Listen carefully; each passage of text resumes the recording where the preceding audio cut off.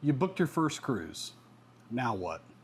It's overwhelming, it's intimidating, but we're here to help you through that. We just want to make sure you don't look like a total newbie.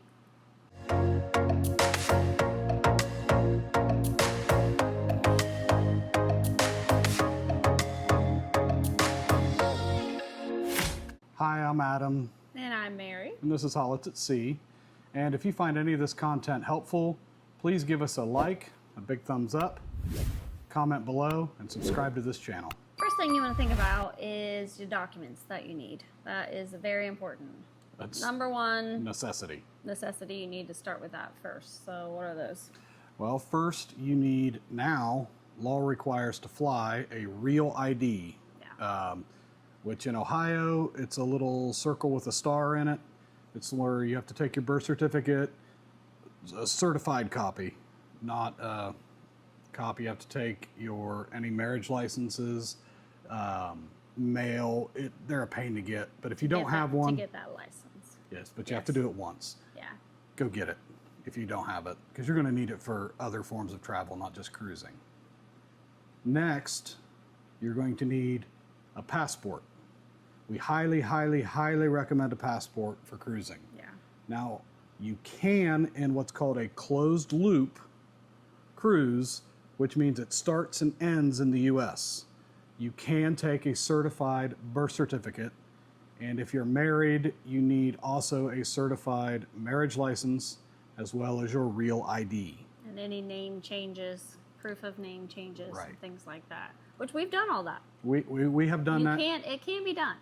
We do it usually with our children because at the time they were under 18, and it's very expensive, as you know, to get a passport. Yeah. So I would take all those and put them in a folder for each child, and they actually have to see each child, and sometimes they'll even ask them their birthday, ask them questions off of that.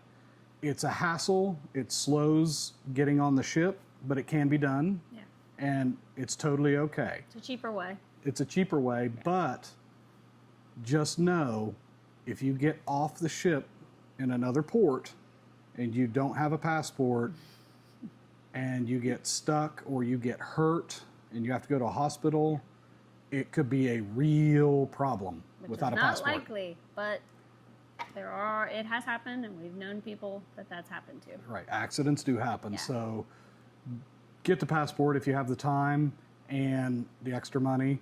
And it can't hurt. Yeah. It's the safest bet. And anytime you get off the ship, not private islands, but anytime you get off the ship, make sure you take your passports with you and securely put them on your person or in a bag that's, cut proof or safe. These are just precautions. Very rarely does it ever happen, but better safe than sorry. Now, the other things that you need is your boarding pass from the ship.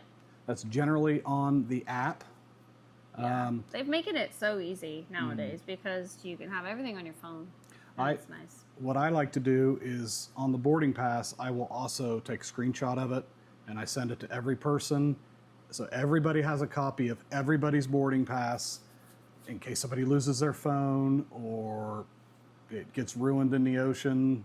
That's happened. That has happened. Yes. Salt water is not good on phones. Nope. So just keep that in mind and keep them secure. And again, I highly, highly recommend a passport.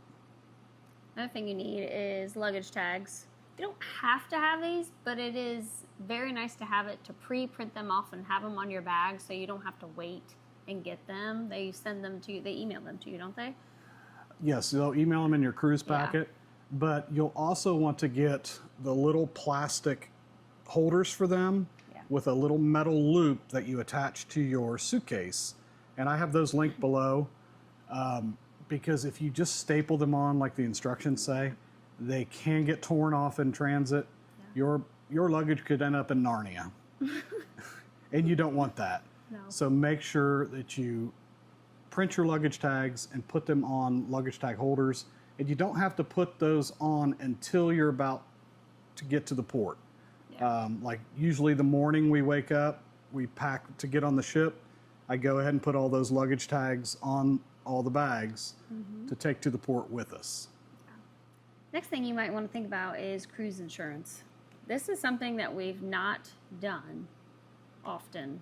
Have we done it once? We've maybe? done it once. But we're starting to reconsider. Yeah, we experienced, not personally, but we went on an excursion, swim with the pigs in Nassau. Highly don't recommend that. I love pigs, so I like to. But we could talk about that in a later video. Yeah. But a young married couple, we were on the boat which taxied us over to the island. The boat driver was probably not the best. No. He was cutting through wakes as fast as he could. Yeah. I think we were late. And they were trying to hurry to get us there. So the boat got to it was bouncing. really rocky. He hit a bump and a latch over a lid.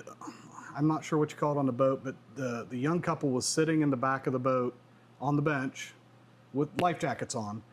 But when we hit one of the wakes, it wasn't latched properly. It came up and smacked that young girl in the back of the head. It was bad. And she put her hand behind her head, and then all of a sudden you saw blood flowing all over. She started getting dizzy. They had to stop the boat. Thankfully, there was a nurse on that excursion with us. Yeah. And she went over, and they had towels on her, and they were applying pressure. Yeah. They had to turn the boat around, go back, or get them off the boat. I'm not sure what happened after that, whether they had insurance or not. I hope they did, because that probably just ruined her honeymoon. Yeah. And not to be selfish, but it kind of ruined ours too, because it shortened our trip for sure. Yeah, it cut into the time. So they sped us into the pigs, sped us into the snorkeling, and then sped us back home. Yeah. Because we had, I think, probably the last pig excursion that day. Again, get the traveler's insurance. I'll put some links below of some third parties, or we generally book through Vacations to Go, and they offer cruise insurance that way. Now, I have taken it when we went to Alaska. I did buy it because we'd never been there before. And I also got it on our honeymoon cruise, which we did 2 weeks on Symphony of the Seas. Because that was the newest, biggest ship at the time, and it was our first time cruising together, married. So I went ahead and got it for that one. So let's talk about what's included and what's not. Now, on the ship, on the base fare, your room and board is fully covered. So whatever cabin you choose, whether that be inside, ocean view, balcony, junior suite, master suite, captain suite, that is included in your base fare. Yeah. What else is included is food, your buffet and your evening dinner. Your and main dining. Your main dining, lunch, buffet, all those extra things. Also, the only drinks that are included that you don't pay extra for are water, tea, and coffee. Not specialty coffees, but your black coffee that you can add creamer, sugar, all the stuff that you can add to it. And that's also not bottled water. That Not costs bottled extra. water. The water that you get at the buffet. Now, with that, we recommend taking on your own water bottle, your own Stanley, whatever that may be, or your Yeti, and you can fill that water up in your stateroom. That water's perfectly safe to drink out of your sink. It's filtered through a really nice filtration system, and I think reverse osmosis in most ships, and at the buffet. But the problem is at the buffet, the cups they give you are thimbles. Yeah, they're small. I'm exaggerating. And they don't have but- lids, so it's best to take your own and refill if you don't buy a drink package. What else is included is ice cream, which our kids love, unlimited ice cream. They do cut it off now at a certain time. You can't get it 24 hours a Right, day. it used to be 24 hours It used a to day. be 24 hours, but thank goodness it's not anymore. Your entertainment, all your entertainment is included, which that can add up when you think about going on a different type of vacation. Also, your room cleaning services, they come in, they are like Fantastic. little house elves, and they just sneak in and they clean it. They know, they pay attention when you're gone, and then they come in and clean it a couple times a day. Yeah, generally twice a day. Yeah. They do a evening turn down service because a lot of people nap in the afternoon or after lunch because of all the eating. Yeah. Other thing that they do is they're a wealth of information. So they try to meet you on embarkation day. That's the day you get on the ship. They try to meet with you and talk with you. Be nice to them. Yeah. They work so hard for you, and I always tip them extra at the end of the cruise. Sometimes people tip them at the very beginning, and that just builds really good rapport with them. And they, like I said, you can ask their opinion on things to do in port, things to do on the ship, little hidden gems on the ship. They'll tell you, and they're really engaging. They're good people, and utilize them as a resource. Yeah. Okay, now I want to talk about some of the hidden costs that come. Now, we spoke a little bit about the drink package. Now, the drink package, you prepay for all your alcoholic beverages.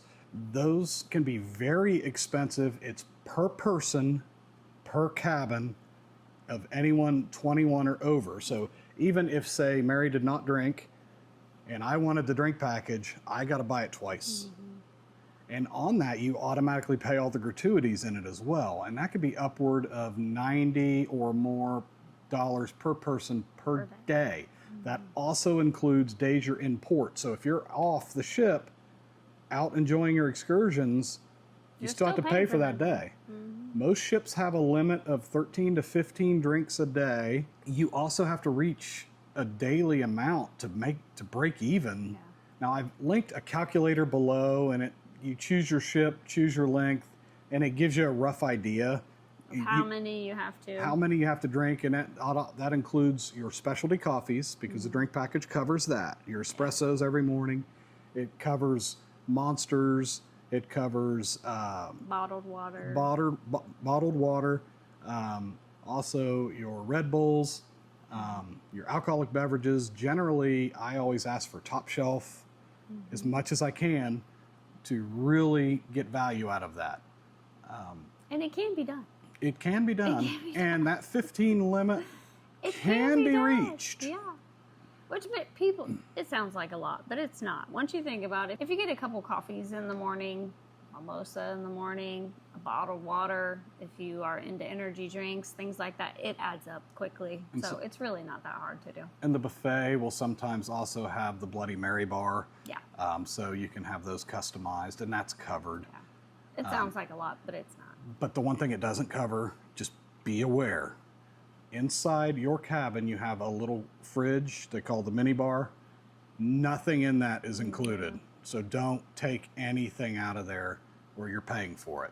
Yeah. You can ask your room steward to clean that out if you have little kids who might get in there and grab it, because they don't realize. So be aware of that as well. Also, you have to be aware of gratuities.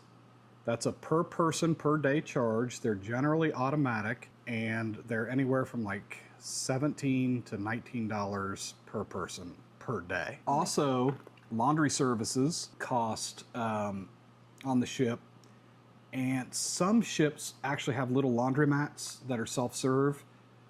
Carnival usually is the one with those. And they're not that expensive. That's something we've never actually used. I've used it once on a Carnival when I just went with the kids, because that way I could pack very light. Yeah.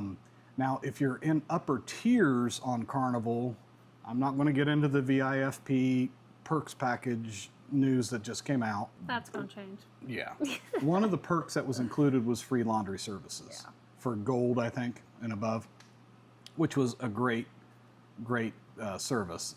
Other cruise lines, you get discounted laundry services, which is nice. Some of the other hidden costs is Wi-Fi. That can get very expensive. It's usually a per device, and there's usually tiers, like you can just email and text, and then there's you can browse and post on Facebook, and then there's a premium, which you pay a premium for. There's other options to kind of circumvent that, like eSIMs, like GigSky, which I have a link below. and you'll want to make sure your phone is unlocked for that. There's also photo packages. Now, they'll take your pictures all over the ship. That's free to get your picture taken, but to purchase is very expensive. It's gotten a little bit cheaper now. But let's be honest, this Our phone phones, yeah. is a 40 megapixel camera. We almost all have them. Yeah. And there is so much scenery outside. Yeah. Around the ship, you can take your own photos, and they're not posed. Some of my favorite photos are from us taking them, because rather than... we can do some really cool shots with it, and sometimes they'll even let you use the backdrops that are there on formal night. Oh, yeah. They really don't You just can't care. get in their way. Yeah, just don't get in their way. Just don't get in their way. And they usually take up the really pretty spots, the big, long staircases and things like that. But there's other nights you can take a picture. right. Do you need a drink package? Yes. Again, we'll go a little deeper into this. If you can drink, it's usually 7 to 8 cocktails or better per day, then it's generally worth it. Even like I said, on port days, meaning when everybody's off the ship, as long as you can meet that, throw in some specialty coffees, bottled water to really maximize that cost, then yes, it's absolutely worth it. And again, the calculator's linked below. You also want to look at what's called a soda package. Usually the kids have those. They're anywhere from $11 to like $15 per person per day, including port days. That includes the gratuity, gets included in that as well. And that can, but once you get one, you have to get it for everybody that's eligible in the cabin. Yeah. Now, we were able to kind of circumvent that a little bit because our family was so large. I would go in one cabin with a couple kids and Mary in another cabin. I'm not saying to do this, but you can get away with one drink package and no soda packages because our kids don't like pop anyway. What they'll do, like the teenage girls especially, because they're basic, they have to get their coffee cards. So they pre-buy 12 or 13 specialty coffees that they use every morning to get their specialty coffees. But they buy those on their own because they're old enough to do that. Like I would buy a drink package and she didn't have to because technically she was in the other cabin. But you're not supposed to do that. It's very frowned upon. I'm not suggesting you do that. Yeah. But it's an option. But it can be done. Okay, the muster drill. Yes, you have to do it. Okay, everybody has to do it. Don't be that guy that tries to avoid it because they will find you. And they will call your name out on the announce over the big ship speaker. Or they'll come into your cabin. Now, it is so much easier now. Yeah. Pre-COVID, you actually had to go to your drill station. You had to put on a life jacket, get in there like a sardine, stand there for 15 to 20 minutes because somebody was trying to avoid it, and everybody had to wait there until everybody got there. You couldn't hear what they were talking about. Now Thankfully, it's so much easier, especially this last cruise that we went on. Yeah. You literally sit in the room and you watch a video, which I think we should show video of you reading it, translating it in German. He doesn't know how to speak German, but he's trying. I'll show that. Okay, yeah. Can you read it in German? Order of there's this Rufen Schlagen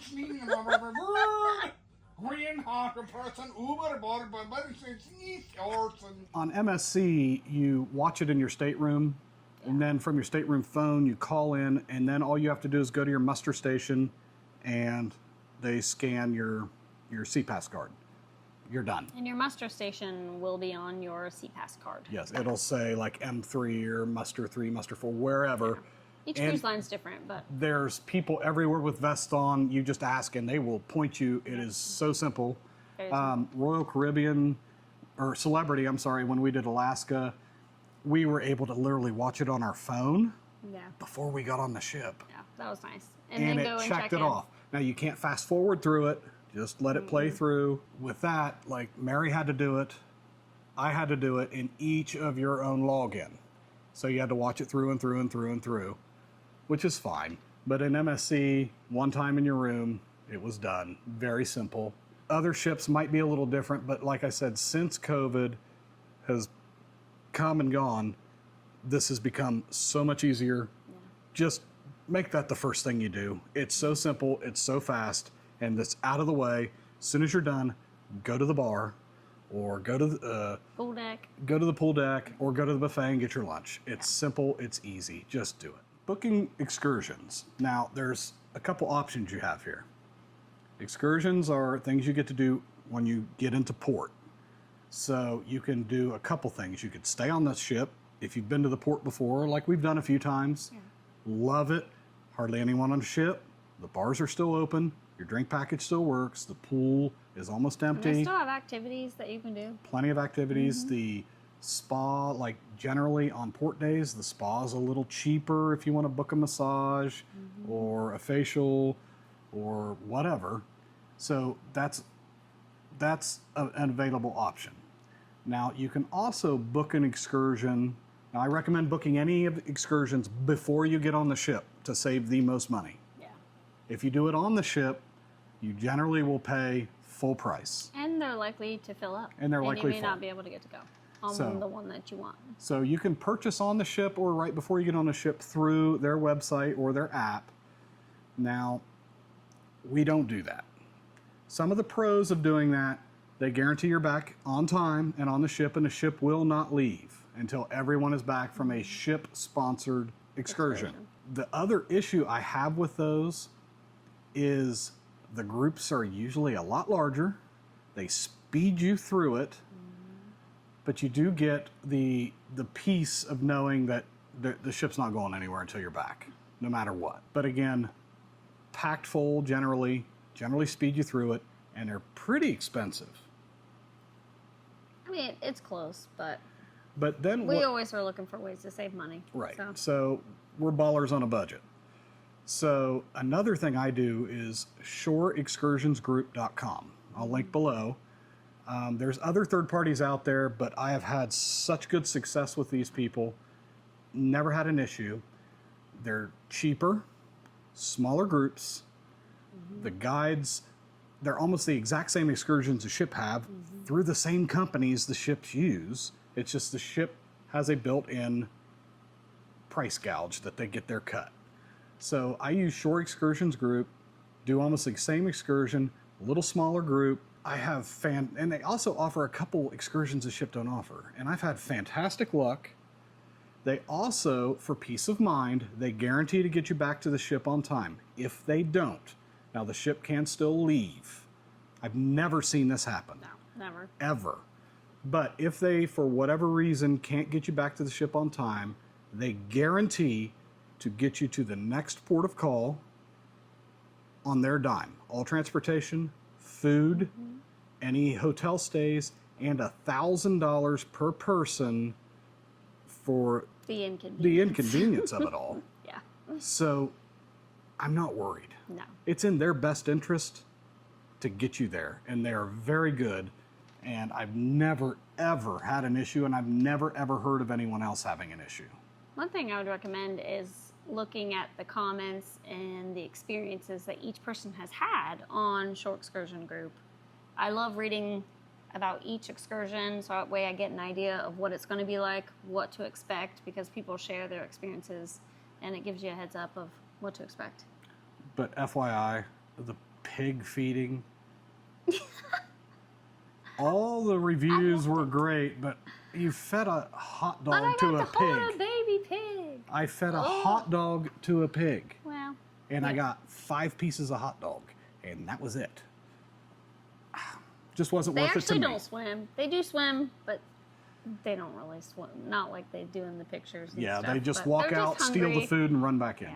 Yeah. It But was. I love pigs, and it made me happy. If you've done this excursion, tell us below Yeah. and tell us what your Maybe you had experience a was. more exciting experience, but I was not thrilled with it. I personally will not do it again. Now, the other thing you can do as far as excursions go is what's called a DIY, which we did in Alaska. And I'll link that video up here. What we did was we rented a van in Skagway. And we were able to take that van and we could drive down the Yukon Highway to a place called Emerald Lake, and that's where we had to come back to make sure we made it back on time, and that's all the further the rental was allowed to go anyway. My God, it was one of the best excursions I think we've ever had, is to DIY it. There are some port guides that are available that you can find on the internet, but some of the best excursions are just the do-it-yourself ones. Yeah. We have yet to do that in the Caribbean. So maybe if you've done one in the Caribbean, done your own, Yeah, tell us about it tell below. us in the comments, because it'd be nice to be able to do one, but I've always been too scared to do it in the It's Caribbean. because in Alaska, we're still in the U.S. or Canada, I feel a little safer. Yeah. Usually in the ports, you're just fine. It's when you go beyond them that Yeah. things can get a little dicey if you're not. Not careful. If you're not and careful. if they don't speak English. Yeah. So have the translation phone app and just do your research if you're going to DIY. But highly, highly recommend that. Some must-do tips before you sail. Yes, definitely. Couple things. Make sure you have the cruise line app on your phone. Make sure it's up to date. So you got to check for updates. You got to install them. Yeah. Because that's going to have all of the most recent and current updates as far as the menus, the itinerary, etc., and any new ships they add or any changes. Very important. Next thing, know when the earliest you can check in to your cruise is. It's generally 30 days before you disembark or embark on the ship, I'm sorry. So I set on my calendar midnight the day of, because I'll stay up to check in. The perk of that is you are able to get on the ship at the earliest possible minute. And that's what you want to do, because that gets you longer on the ship. Because the quicker you're on that ship, the quicker your vacation starts. So if you have the drink package, or you want to get a good spot on the pool deck, or you want to get lunch, you can. So definitely make sure you check in early. The next thing is make sure that if you're bringing wine on board, because most cruise lines, sorry Disney, they don't allow it, but you can take on a bottle of wine per adult, per stateroom, maximum of 2 bottles. Now, It has to be in your carry-on. yes, that has to be on your carry-on. It has to be checked through security by hand. You can't put it in your checked bag, what you hand to the porters. Yeah. They'll take it. Yeah, they will take it, and you can't sneak on. Just don't do it. Just don't try. It's not worth getting kicked off and ruining your vacation. Make sure you bring a wine opener. Yeah. Put it in your checked bag, not your carry-on, because now it's a weapon. Don't do that. If you forget, you can ask your room steward and they will find you one. It does not cost you anything, and they will just bring it to you and you can open your wine. Now, don't take that bottle of wine elsewhere on the ship. Do it in your room, pour it in your glass or whatever, and because you can get a corking fee if you take it to the main dining and they have to open it, and that's 19 or 20 extra dollars. Yeah. You don't need that. No. You can open it in your room, pour it in a glass, and you can take that glass with you to the main dining. It's not a problem at all. Also, do not pack your passport in your checked bag. Put it in your carry-on or on your person, because you will need that to get on the ship when you're checking through. If it's in your checked bag, you're gonna have a hard time getting on that ship. So do not put it in your checked bag. The passport goes in your carry-on bag. The same goes if you're going on a flight. You should keep that on your carry-on so there's no chance of it getting lost. Again, I reiterate, make sure your IDs, your passports, if you're bringing birth certificates, that goes on your carry-on bag that you're carrying onto the ship. The same goes if you're going on an airline flight. You check it in a bag. It could get lost in the flight. It could get, you can't go back out to your bag because it's already moved through the system. And you could have a really bad day, and you don't want that. Some little bonus tips and some hacks that we've learned along the way, because we've cruised quite a bit now, not as much as some, but we're getting there.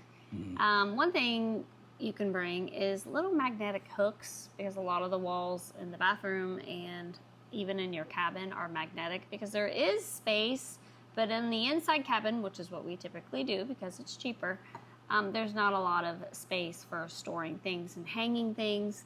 So those are nice to be able to just add a little extra storage. Some over-the-door organizers are helpful for keeping your shoes and sandals and just any little items So they're not going under the bed and being hidden because it is such a small room. And if you have multiple bags and clothes and things, it can get a little crowded in there. And packing cubes, they're really, really Yeah. nice Organizing. for organizing and keeping things, kind of tight Yeah. so you can fit. We have a lot of different products that we use and recommend. Yeah. I have them linked below for Amazon. They just make your life easier. Like we require noise to sleep, a fan to sleep. Now, sometimes you can ask your room steward for the fan if they have them. They usually go quick if they do. You can also ask them for a mattress topper if your bed's a little hard or if it's split, because sometimes they put them together. And that doesn't cost anything. So But they run out quick. They so you run gotta out quick. ask. So again, when you meet that your room steward, talk to them, ask for those things. Yeah. And again, some of those products, we have a portable fan that's it's actually battery powered, which is nice. It's rechargeable. Got some batteries because we recharge a lot of our phones or tablets or cameras. Also, there's not a lot of outlets Yes, in the cabins, so you always bring, what is the little cube thing? I have a little travel cube that gives me some more USB ports, an extra couple plugs, because And they put them in the most inconvenient They do. places. It doesn't make sense. I think they're don't understand that. I think they're getting more intelligent, and I think they're starting to add them next to the bed. Yes, which makes sense. Because most people use their phone as an alarm clock or a sound machine. Yeah. So that's something I'm seeing cruise lines start to do in the newer ships. But again, we have a lot of those products listed below. We highly encourage you to, go through and look at that list and get some of these things. There's a lot of lists out there that have a lot of things that you really don't need because you try not. Most people tend to overpack, and we're going to talk about that on another video. But you don't need a lot of the things. But these are the things that we found that we actually do use. Yeah, and we highly recommend them. If you found any of this helpful, or you liked it, you just enjoyed it, and you're ready for your next cruise, please like and subscribe. It helps us out. And if you have any comments of other things you'd like to know about, or if you want to share about your cruise, comment below. Tell us the date you're going to cruise on your first cruise. I love lists, especially for packing for a vacation. So what we've done is put together a really comprehensive packing list that fits almost everyone. And I've linked that below. So just click that link. And also, my fun shirt for today is linked below as well, and other cruise shirts that I use. Our next video, we're going to talk about some cruise myths that a lot of people have that are just kind of almost irrational fears. So we're going to talk about that. And if you want to know what a duck fart is, watch this video here. And if you want to know how tomatoes literally saved a cruise for me, click this video here. And thanks for watching. I look forward to seeing you again.